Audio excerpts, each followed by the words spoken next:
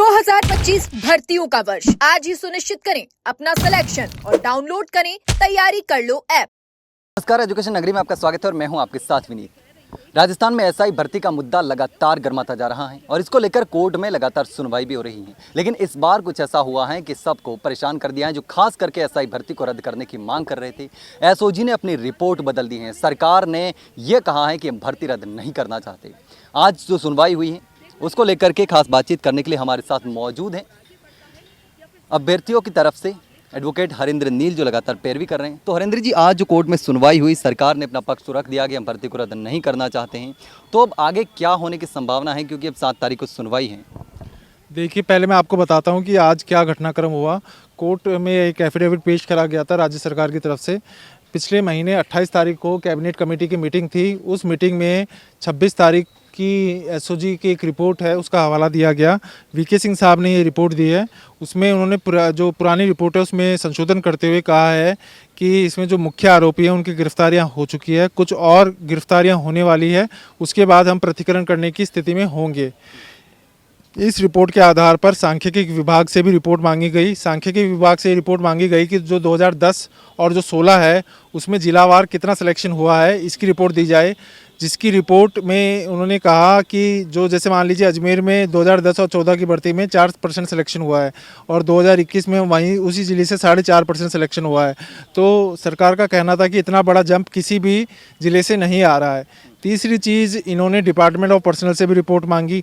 इन्हीं सभी रिपोर्टों के आधार पर उप समिति ने अपनी रिपोर्ट दी है और उसमें इन्होंने स्पष्ट करा है कि इसमें बहुत बड़ा जो धांधलीबाजी है वो नहीं हुई है और इसको रद्द करना प्रीमेच्योर होगा और जो गलत लोग पाए गए हैं उनको डिबार करा जाए और जो सही है उनको सेवा में रखा जाए और जो खाली पद रहते हैं उनको आगामी भर्तियों में शामिल करते हुए एज रिलैक्सेशन दिया जाए। यह कोर्ट का रुख था।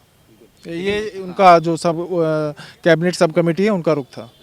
लेकिन अब आप जब बता रहे हैं कि पुरानी जो भर्तियां थी उसको आधार बना करके ये देखा जा रहा है कि किस ज़िले से कितने सिलेक्शन हुए, तो अब उसको आधार मान करके अब इस भर्ती में क्या साबित करेंगे कि जिससे ज़्यादा हुआ उससे किस तरीके से साबित करेंगे कि जैसे पेपर लीक होता है तो उनके अनुसार किसी एक ज़िले में बहुत ज़्यादा चयन होना चाहिए। जैसे मान लीजिए इसमें जालोर में बहुत ज़्यादा सिलेक्शन होना चाहिए था, तो ये बोलेंगे कि इसमें कोई इतना पेपर लीक नहीं हुआ क्योंकि जो समान पिछले भर्तियों में सिलेक्शन था उसी % से सिलेक्शन हुआ है, इसलिए वो एक आंकड़ा देना चाह रहे हैं। अब जो कैबिनेट सब कमेटी हैं और एसआईटी हैं उसने रिपोर्ट पेश कर दी। पहले एडवोकेट जनरल हो गए, चाहे पीएचक्यू है, उन सब ने तो ये रद्द करने की सिफारिश करी थी। फिर अचानक से ये बदलाव आया, तो सरकार के कहीं ना कहीं ये कहा जा सकता है संस्थाएं थी, चारों संवैधानिक संस्थाएं थी जिन्होंने राय दी, एकदम से ऐसा रिपोर्ट चेंज करना बड़ा दुर्भाग्यपूर्ण है और मुझे लगता है कि कोर्ट इसमें ज़रूर न्याय करेगा आगामी। तो आगे क्या संभावना है? क्या अगर कोर्ट में जो 7 तारीख को सुनवाई होनी है तो क्या निकल कर सामने आएगा और किस आधार पे अपन अब जो है अपना पक्ष रखेंगे?